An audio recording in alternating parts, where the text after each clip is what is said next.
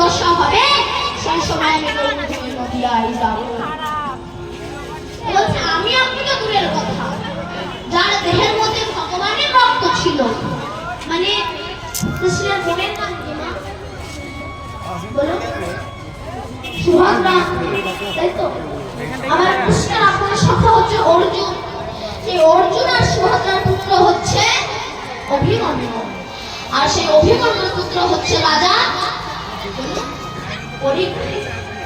সেই রাজা পরীক্ষিত তিনি যদি অধর্ম কাজে লিপ্ত হতে পারে তবে আমি আপনি তো দূরের কথা।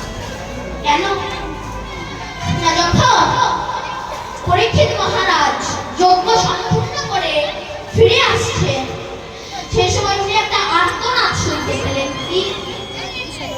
একটা বৃষভ গাভীর উপর এক ভূত ব্যক্তি বেত্রাঘাত করছে।